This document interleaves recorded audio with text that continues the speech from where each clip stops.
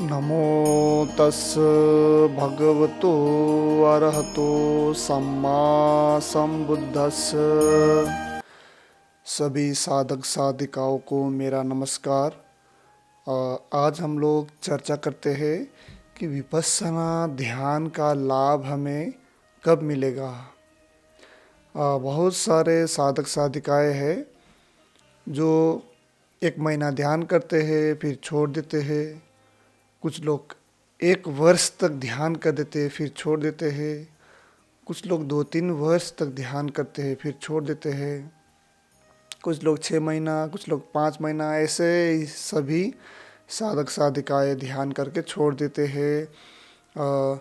ये ध्यान देना चाहिए हमें कि ये ध्यान के अभ्यास के साथ साथ बुद्ध के उपदेशों को, उनके गाथाओं को, उनके विचारों को पढ़ना चाहिए। वो क्या कहते थे ये बहुत ही आवश्यक है, क्योंकि भगवान बुद्ध ने सिर्फ ध्यान साधना ही नहीं बताया, उपदेश को भी बताया है।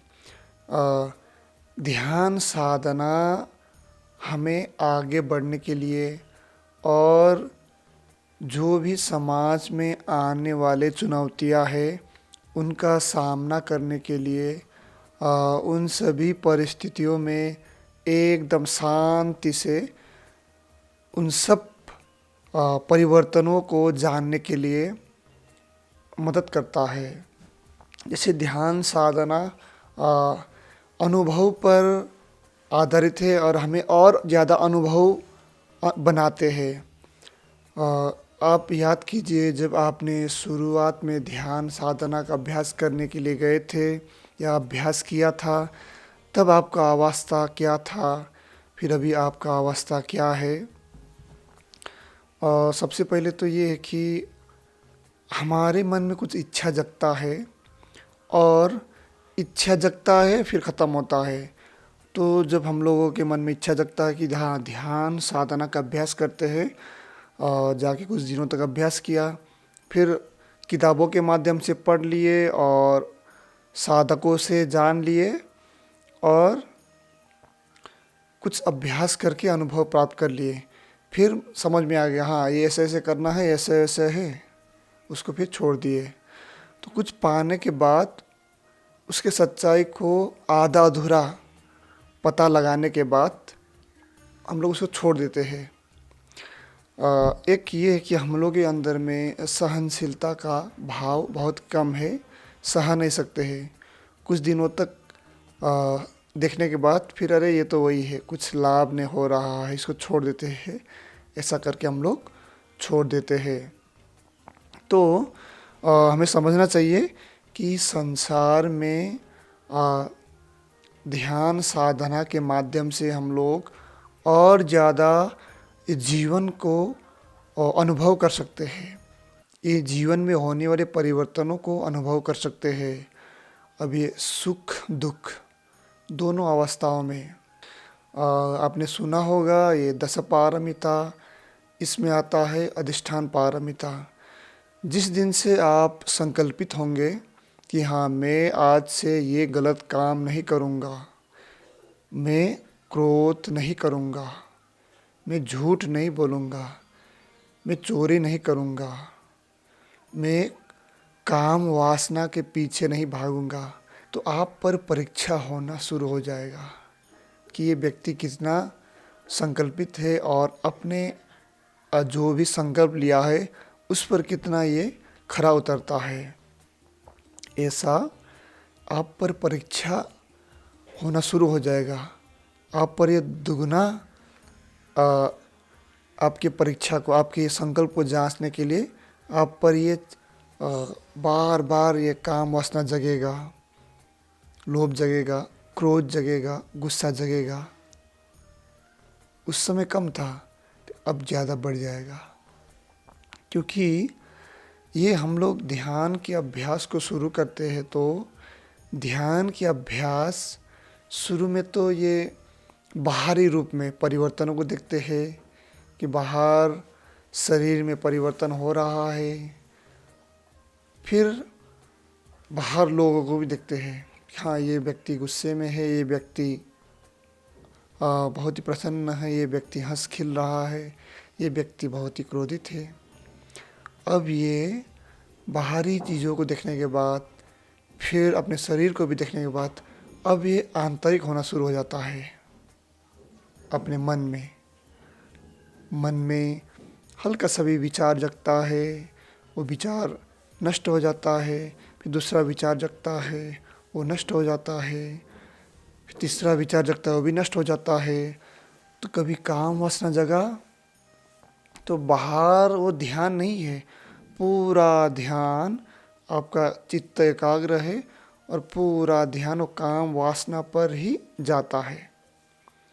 अगर आप में होश रहा कि ये काम वासना भी जगा है, धीरे धीरे बढ़ रहा है और परिवर्तन हो रहा है, और धीरे धीरे ये ख़त्म भी हो रहा है, इस प्रकार से आपका होश नहीं जगा तो ये फिर उल्टा हो जाएगा कि काम वासना पर ही पूरा ध्यान जाएगा। हाँ, काम वासना जग रहा है, बहुत अच्छा बहुत अच्छा, उसमें आप डूब गए, ख़त्म हो गए। फिर क्रोध विचार मन में जगता है, आपका चित्त एकाग्र है।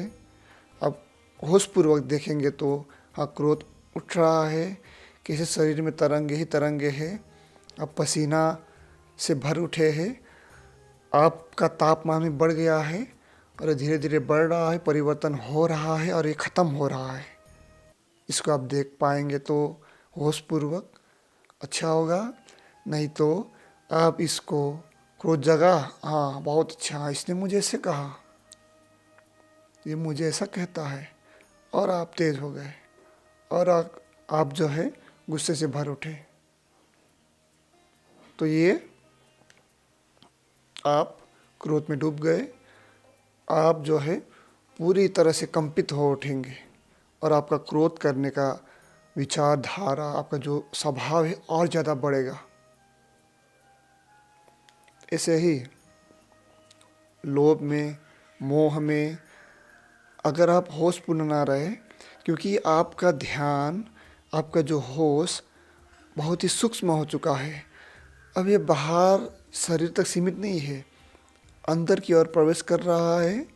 अंदर मन में हल्का सा भी विचार जगता है, हल्का सा परिवर्तन जगता है, हल्का सा भी कुछ होता है तो तुरंत सक्रिय है, वहाँ पे चला जाता है, उसको देखता है कि हाँ इस समय क्या जगह है, हाँ ये जगह है। हाँ, होश रहा तो उसको ध्यानपूर्वक देखेगा, हाँ अनुभवी होगा।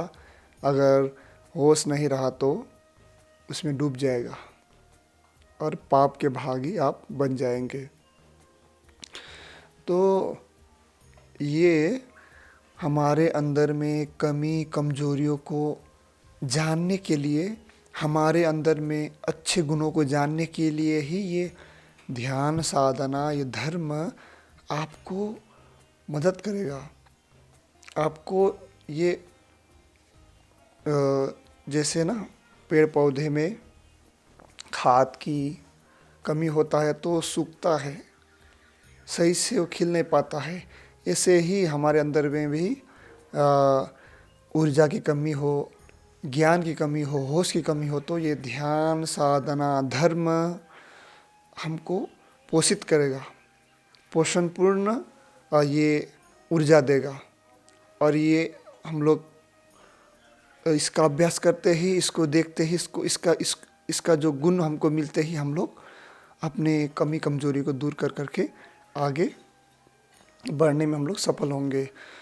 तो ध्यान साधना के साथ ये धर्म को भी थोड़ा पढ़ना सीखिए, शुरू करिए।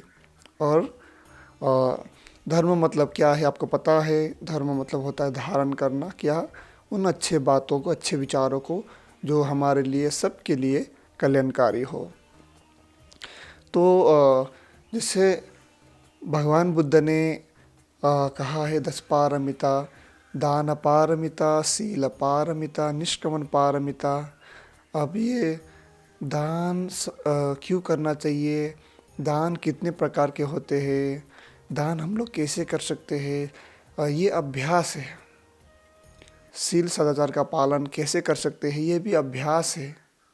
निष्कामन गृह त्याग, 1 दिन 2 दिन के लिए घर बार छोड़ दिए, कुछ दिन विहारों में रहे, मंदिरों में रहे, आध्यात्मिक स्थलों में रहे, वहाँ पे जाके कुछ योग साधना का अभ्यास किए, कुछ धर्म का अभ्यास किए, फिर घर पे आ गए। फिर बाद में 1 महीना के लिए, फिर 1 साल के लिए, ऐसे आप कर सकते हैं गृह त्याग। तो ये सारे पारमिताओं में जितना कहा गया है, दान पारमिता, शील पारमिता, निष्क्रमण पारमिता, खंति पारमिता, वीर्य पारमिता, अधिष्ठान पारमिता, मैत्री पारमिता, लोगों के प्रति दया करुणा मैत्री का भाव जगाने का पारमिता, इसको भी बढ़ाना है। तो ये 10 पारमिताएँ है।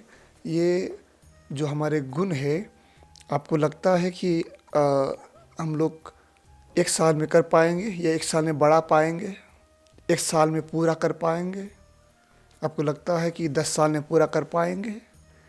क्या आपको लगता है कि हम लोग इस जीवन में पूरा कर पाएंगे? तो इसमें कहा गया है कि खंति पारमिता, सहनशीलता की पारमिता। ये सहनशीलता का अभाव होने के कारण हम लोग तुरंत डगमगा जाते हैं और छोड़ देते हैं इसको, दूसरे रास्ते में चल जाते हैं। तो ये वर्षों वर्षों का, ये जन्मों जन्मों का अनुभव के आधार पर ही ये हम लोग मोक्ष की ओर बढ़ने के लिए, ध्यान में और आगे बढ़ने के लिए हम लोग सफल हो पाते हैं। एक दिन, 1 साल, एक जीवन पर ही सीमित नहीं है, ये हमें अभ्यास करते रहना चाहिए। और बहुत सारे ऐसे भी लोग हैं, अगर आप भी इसमें होंगे तो थोड़ा ध्यान देना चाहिए। बहुत सारे लोग आर्थिक रूप से कमज़ोर रहते हैं, आर्थिक रूप से थोड़ा परेशान रहते हैं। ऐसे हम लोग इस संसार में संतुष्ट तो कभी नहीं रह पाएंगे, क्योंकि परिवर्तन पूर्ण है संसार। तो आर्थिक रूप से कोई व्यक्ति बहुत ज़्यादा कमज़ोर है, आर्थिक रूप से कमज़ोर तो सब होते हैं, तो बहुत ज़्यादा कमज़ोर मतलब ये मानसिक रूप से कमज़ोर है। धन का अभाव है, खाने पीने के लिए कुछ है नहीं है, तो वो व्यक्ति परेशान हो जाता है कि मैं क्या करूं। आर्थिक रूप से परेशान है, फिर वो मानसिक रूप से परेशान हो जाता है, फिर ध्यान करने चला जाता है। 10 दिन तक ध्यान करते हैं, 20 दिन तक ध्यान करते हैं, 6-7 महीने तक ध्यान करते हैं, बहुत अच्छा लगता है। फिर ये ध्यान धीरे धीरे कम होने लगता है। क्यों? क्योंकि ये आर्थिक रूप से कमज़ोर है, तो मन में वही विचार आता रहता है कि मुझे धन कमाना है, मुझे इतना पैसा चाहिए, मुझे ये खरीदना है, वो खरीदना है, मुझे ऐसा चाहिए, वैसा चाहिए। तो ये आजकल महंगाई का ज़माना है, आप सभी जानते हैं। तो महंगाई में हमारे आवश्यकताओं की पूर्ति करने के लिए बहुत सारे धन की आवश्यकता होता है, जो हम लोग नहीं कर पाते हैं। तो ऐसा सोच रखते हुए ध्यान साधना करेंगे तो फिर ये कुछ दिनों तक आप में होश जगेगा ध्यान करते करते। फिर आपके मन में ऐसा भाव जगेगा कि फिर आप ध्यान के इच्छुक नहीं रह जाएंगे। इसीलिए समझिए, आर्थिक रूप से कमज़ोर है। क्यों कमज़ोर है? क्योंकि हमारी आवश्यकताओं की पूर्ति नहीं हो रहा है। तो आर्थिक रूप से मजबूत होने के लिए कुछ मेहनत करिए, धन अर्जन करिए शुद्ध रूप से, फिर ध्यान का भी अभ्यास करते रहे। ध्यान का अभ्यास ही आपके जीवन से जुड़े दुखों को दूर करने के लिए है, ये एक जीवन के दुखों को दूर करने के लिए नहीं है। और कुछ जो है पारिवारिक समस्या से परेशान रहते हैं, कुछ काम वासना से, कुछ क्रोध से, कुछ लोभ से, कुछ मोह से, कुछ अज्ञान से, ये सभी बातों को ध्यान दीजिएगा।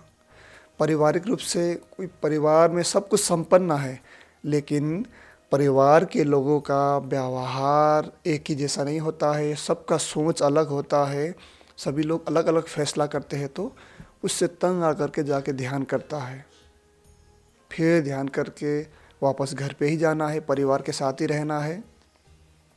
फिर वो जो भी कटु वचन बोलते हैं, जो भी उनका फैसला होता है, उनको सहा नहीं जाता है।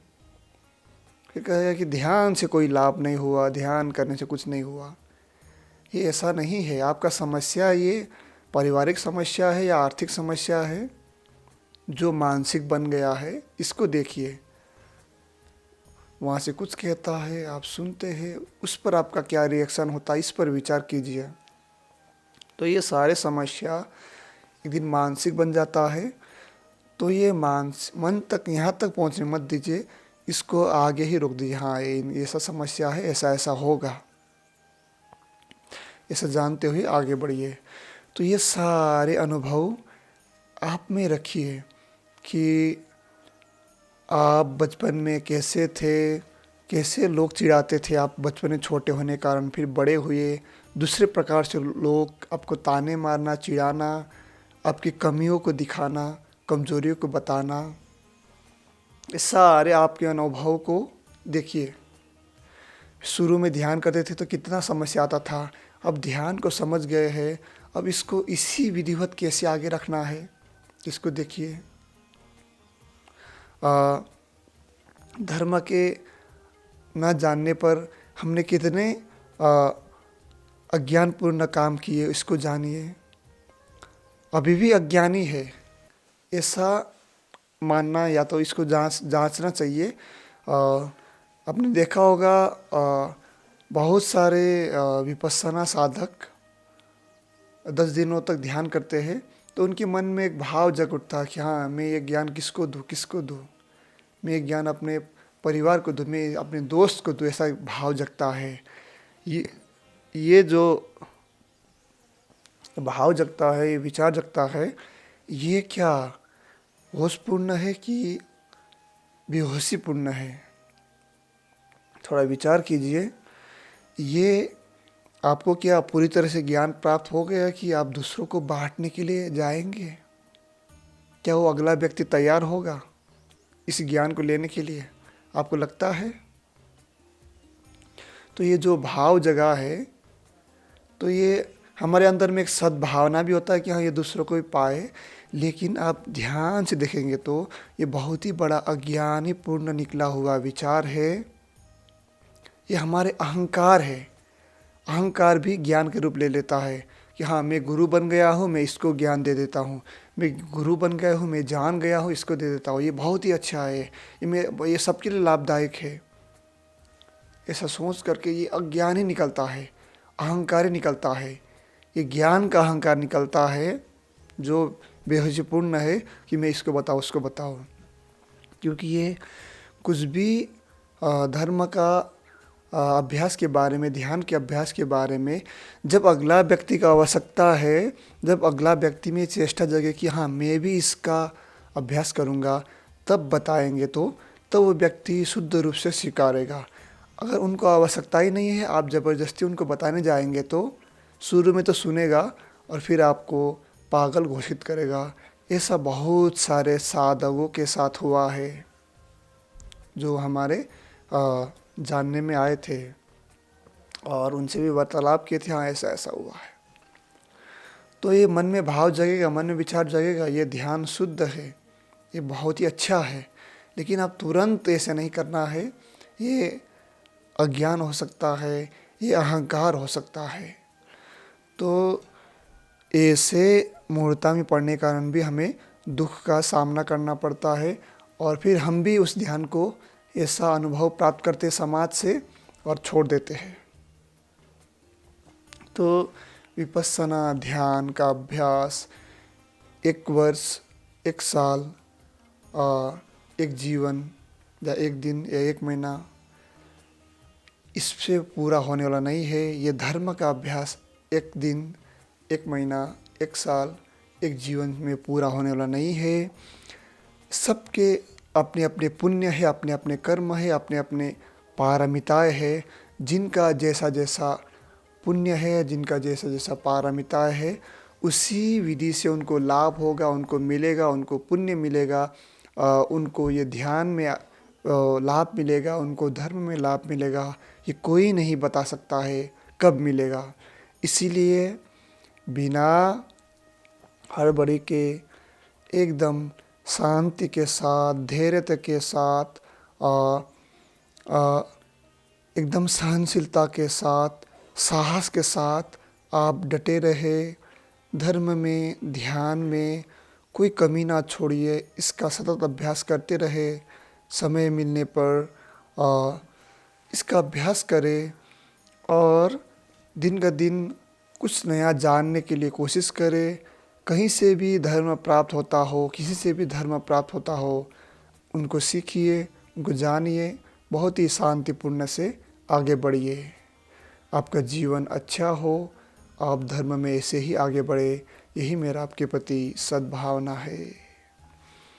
सब्ब पापस्य अकरणं कुशलस्य उपसम्पदा सचित्त परियोदपनं एतं बुद्धानुशासनं। साधु साधु साधु।